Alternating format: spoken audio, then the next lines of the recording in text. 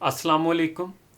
पाकिस्तान की पार्लियामेंट में transgender bill बज़ाहिर तो ख्वाजा सराओं के हकूक़ के लिए मंजूर करवाया गया, लेकिन इसमें कुछ नकाइस मौजूद हैं जिनका फ़ायदा गैरों के इशारों पर हम जिन्स परस्ती की तरवीज करने की कोशिश करने वाले उठा सकते हैं। मिसाल के तौर पर कोई भी मर्द नादरा में जाकर ये कहे कि मुझ में औरतों वाले एहसासात जन्म ले रहे हैं, लहजा शनाख्ती कार्ड में जिन्स के खाने में मुझे औरत लिखा जाए तो नादरा को ये काम करना होगा।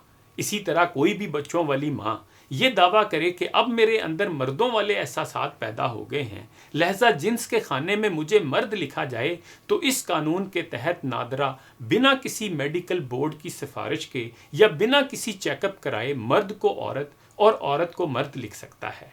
इसके बाद मर्द को क्योंकि शनाख्ती कार्ड में औरत लिख दिया गया है, उसे कानूनी तौर पर मुकम्मल आज़ादी है कि वो किसी मर्द से शादी कर ले। इसी तरह जिस औरत को शनाख्ती कार्ड में मर्द करार दे दिया गया है, वो कानूनी तौर पर किसी भी औरत से शादी कर सकती है। डॉक्टर जवेरिया सईद साहिबा ने इस मौजू पर तफसील से रोशनी डाली है। वो लिखती हैं कि इस्लाम में मर्द औरत के दरमियान पर्दे और इख्तलात के अलावा शादी ब्याह और वरासत वगैरह के कवानीन भी हैं। सोचिए, एक मर्द कल को औरत बनना पसंद करता है तो वो औरतों के बाथरूम, उनके स्विमिंग पूल, उनके जिम वगैरह में जाएगा। उसकी शादी किससे होगी?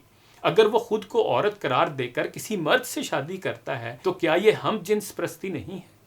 क्योंकि किसी सर्जरी या हार्मोनल थेरापी से उसकी हकीकी जिन्स तो तब्दील नहीं होगी, सिर्फ हैयत में तब्दीली वाक़या होगी। तरक्की याफ्ता दुनिया में ट्रांसजेंडर कवानीन इख्तियारी तौर पर अपनी सिन्फ तब्दील करने वालों के तहफ़्फ़ुज़ के लिए बनाए गए हैं, और ये सिर्फ सिन्फ़ी इंतखाब तक महदूद नहीं बल्कि जिनसी रुझानात तक फैलते हैं। इसलिए ट्रांसजेंडर के साथ हम जिन्स परस्ती को मुकम्मल तहफ़्फ़ुज़ अता किया जाता है। अब सुनिए कि आगे क्या होने वाला है। एक ट्रांसजेंडर औरत असलन मर्द होने की वजह से बच्चे पैदा करने पर कादिर नहीं। इस वजह से वो बच्चा पैदा करने के लिए एग किसी से सदके में लेता है और स्पर्म अपना देता है। इस जनेन को परवान चढ़ाने के लिए वो किसी तीसरी औरत का यूट्रस यानी बच्चेदानी उधार लेता है। इससे आप अंदाज़ा लगा सकते हैं कि इस तरीके से पैदा होने वाले बच्चों का नस्ब, उनकी माँ और बाप का तयन ज़िना से पैदा होने वाले बच्चों से भी गया गुजरा होगा। उनका हकीकी बाप कौन है, असल माँ कौन है, कोई है भी या नहीं, क्योंकि जिसका दावा बहुत से करें उसका कोई भी नहीं होता। ऐसे वाक़यात भी हैं कि दो मर्दों की शादी के बाद बहन नस्वानी खुलिया फराहम करती है और उनकी माँ उस जनेन को अपनी कोख में पालती है।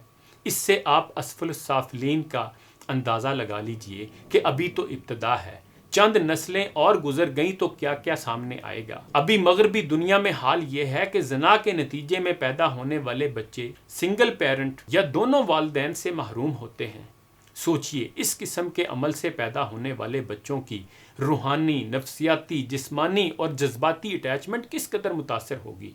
गोया ये नस्ल इंसानी की तबाही का मंसूबा है। इस मामले को आगे बढ़ाएं। मगरिब यहाँ तक रुका नहीं, बल्कि इससे बढ़कर ऐसे ग्रुप और अफराद सामने आ रहे हैं जो खुद को जानवर के तौर पर शनाख्त करवाना चाहते हैं। इनको फर्रिस कहा जाता है। पाकिस्तान में मजाक ये हुआ कि रंगीन झंडों के साथ चालाक लोगों ने इंटरसेक्स लोगों यानी हेजड़ों के हकूक़ के तहफ़्फ़ुज़ के नाम पर अपनी हैवानी ख्वाहिशात की तस्कीन का इंतज़ाम करवाया, और ट्रांसजेंडर लॉ 2018 में तमाम बड़ी पार्टियों ने न सिर्फ इसी मुतनाज़े इस्तिलाह के साथ अवाम को लाइल्मी में रख कर पास करवा लिया। हालांकि होना तो ये चाहिए था कि हकीकी या पैदाइशी ख्वाजा सराओं के लिए कानून बनाया जाता और इनको जिन्स के इंतखाब का इख्तियार देने से कबल तिब्बी मुआयने से ये कन्फर्म किया जाता कि वो पैदाइशी तौर पर मुबहम सिन्फ के साथ पैदा हुए भी हैं या नहीं, ताकि दूसरे नफ्स प्रस्त इससे फ़ायदा ना उठा सकें। मगरिब में तो अब ये हाल हो गया है कि चाइल्ड साइकेट्री में डॉक्टर के पास आने वाला हर तीसरा बच्चा और बच्ची अपनी जिन्स तब्दील करवाना चाहता है। कनाडा, जो कि इस कानून को पास करने में सबसे आगे है, वहाँ अंकल साम के देश में और यूरोपीय ममालिक में स्कूलों में बच्चों की जेंडर चेंज की तकरीब मुनक्कद की जाती है, और अगर वालिदैन इससे खुश ना हों तो उनको मतला करना भी ज़रूरी ख्याल नहीं किया जाता। कानून, हुकूमत और सारा मुआशरा उनको मुकम्मल तहफ़्फ़ुज़ फ्राहम करता है। ये बच्चे तीसरी, चौथी, पाँचवीं जमात के नन्हे बच्चे भी हो सकते हैं।